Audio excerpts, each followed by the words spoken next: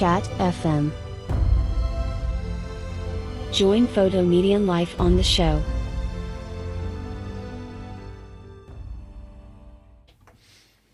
Hello. Well, we're not actually live today, but what I thought I'd do is a very, very quick look at a new family member to FotoMedien. It has replaced the Mionocaster. Now, I'm not going to say Mionocaster anymore because it's so early in the morning and it's such a difficult word to pronounce. So from now on in the show, I will refer to it as the M. All right. Now, the M, for those starting out podcasting and producing their own live shows, etc., fabulous tool, right? I will never hear anyone say a bad word against it. It's a great device and I will miss it terribly, especially the special effects and the voice effects. However, as I mentioned, the M has been replaced now by this. This is the Zoom Podtrak P8, which is a direct rival really for the Rodecaster Pro. And what a rival, honestly. All I'm doing today, and the reason I'm talking quick, is because we're going to do a quick look at the actual device itself, what it comes with, and we're not actually going to go into the use of it. I will do another video very soon though.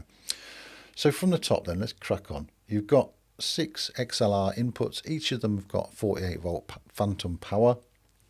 However, you'll notice on the last one, if it's in focus properly, I think it is, let me just tap that focus to see, yeah. It's got a USB symbol. That means if you're connected to a phone, which is, you can just see the cable poking at the back there. If you're connected to you can connect to a phone by USB Type C, but generally speaking, people connect this to their computers or laptops or tablet. If you use that cable, then you lose the 6th XLR input, which means sadly you could only have 5 guests in the studio. Well, 4 and yourself. Yeah. Not that you'd get many shows where there's that many people talking on microphones. However, it has been done. Everything is color coded. So you've got your red, orange, yellow, green, turquoise and blue. And as you can see, as you move across here, you've got color coding for the headset, 3.5mm outputs for your guests. Each headset has a volume controller, so they can decide, or you can help them decide what volume they have the headset on. And above that, you have 2, I think they're quarter inch outputs for studio speakers. The bit I missed in between then is a 3.5mm output for your mobile phone. I think it's a TRS output, or output and input. So you can connect your phone via cable, or for an extra $50, buy yourself a BTA2 Bluetooth adapter 2. Fabulous piece of kit. I wish you will hear me referring to this again and again, because the Bluetooth connection on this thing when you're doing phone calls is absolutely stunning.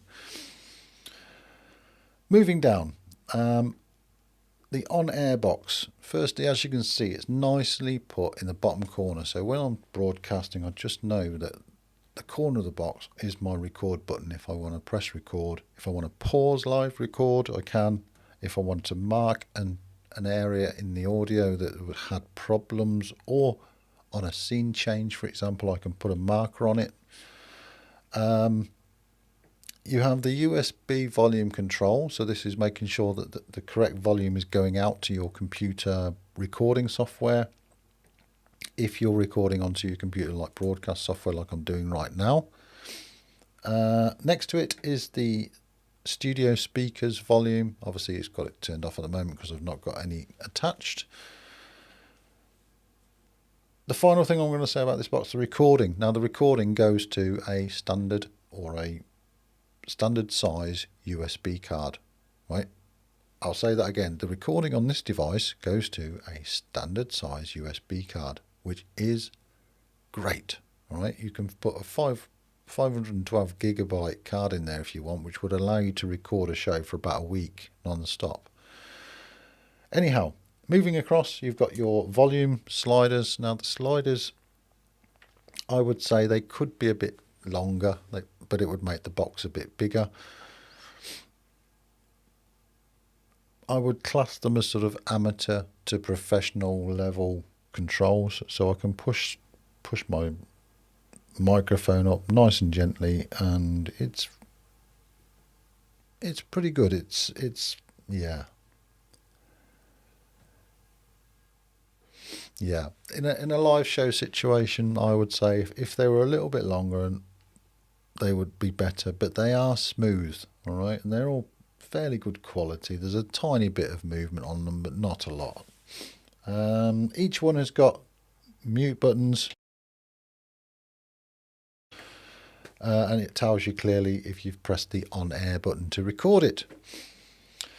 The touchscreen we won't really go into today. It's a reasonable touchscreen. It's very reactive, and again, professionally wise, the sliders are a little bit, you can roll your finger on them to get precise changes, but I think, yeah, not the best in the world. And I can't compare this to the the Rodecaster Pro, because I've not used one, to be honest. I've just seen what I've seen on YouTube.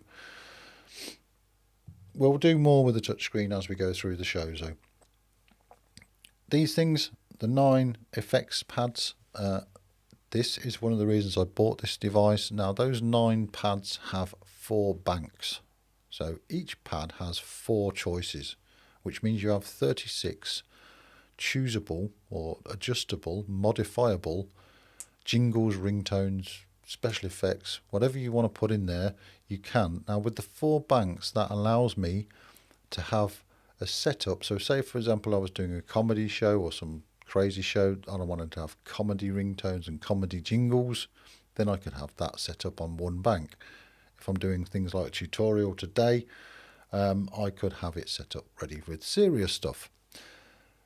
Really good piece of kit for that.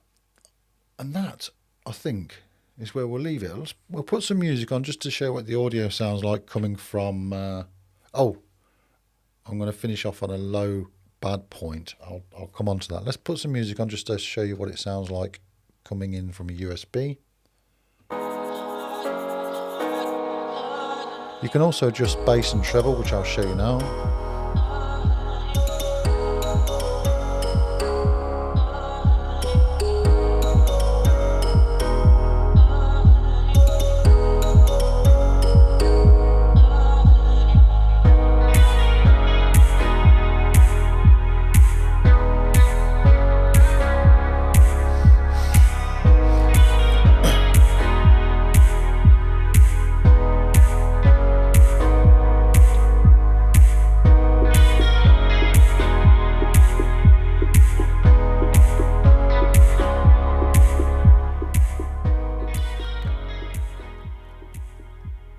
Okay, should never finish on a negative, but I'm going to.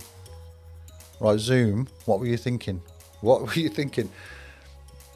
Yeah, the downside of this thing, and the only real one that I can complain about, is they've set the audio output quality to 44.1 instead of 48.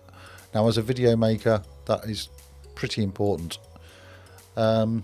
However, it's CD quality, so I hope you can appreciate what you're hearing now. It's not bad. It's okay, but for a professional production, you really need 48. All right.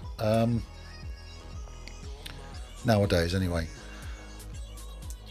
It's not a showstopper for me because I like the versatility of it. I love the actual audio quality, to be honest. Saying that, the audio quality and the mix is extremely good. And we'll leave it at that. So yes, it's a bad point, but the quality of the box and the quality of the actual equipment balances that out. We'll leave it there. Listen, stay safe, and I'll do a proper sort of tutorial on some of the features as we go through the next coming weeks.